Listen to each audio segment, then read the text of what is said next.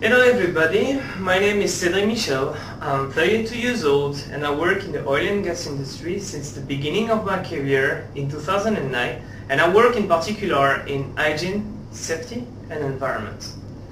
Considering the international context of our industry, I already had the chance to work in 4 different countries: Cameroon, France, Angola, and now in the United Arab Emirates, because I'm holding a position of Field HSE Superintendent offshore Abu Dhabi.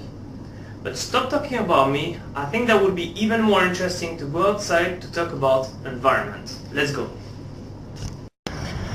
The oil and gas industry has totally renewed its image in terms of environment and can now dare to highlight all its good practices. Considering our engagement with our main stakeholders, such as the national authorities or the local communities, we have to produce now in an acceptable and in a responsible manner.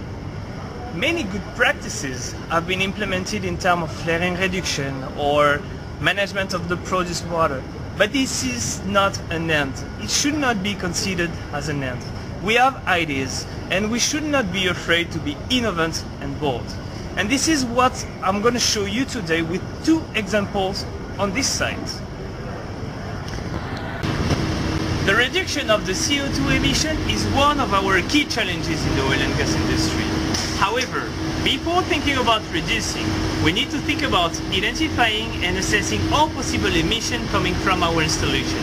And now, this goes up to the detection of the fugitive emission.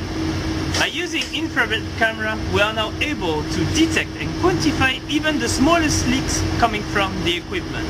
I'll let you watching this video of a plug with a fugitive emission like this one.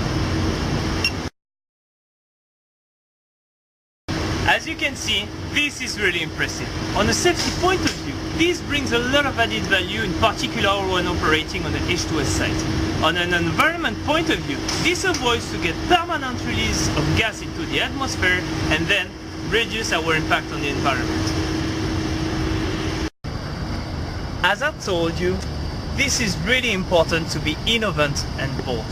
And this is the perfect example. Right below me, we are experiencing a new method to assess our impact on the environment using oysters. Surprising, no? Actually, we decided to install some probes on the oysters to measure their frequency of opening and closing. It appears that as soon as there is any disturbance in the marine environment, the oysters started panicking and the frequency of opening and closing is getting higher. By using such bioindicators, we have a real assessment of our impact on the marine environment. And this is innovation. We need such ideas to continuously improve our practices. Nevertheless, things are not always going fine, and we are facing emergency situations. And for this, we need to get prepared. Indeed, even if we put all possible mitigation measures in place, this is our responsibility to respond. And one of the main risks from environment is the oil spill. That's why in 2013 we decided to do not even a full-scale exercise, but a very full-scale exercise in Angola. And the name of this exercise was Lula. It was one of the biggest exercises ever realized in the oil and gas industry, and we tested for the very first time the deployment of the SSDI, which is the Subsea Dispersant Injection Kit that we specially mobilized from Norway.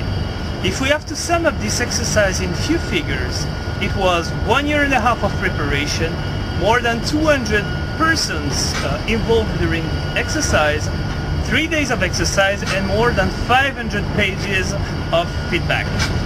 Obviously, all the findings were shared within our company, but also we shared all the findings with the oil and gas industry through different conferences or papers.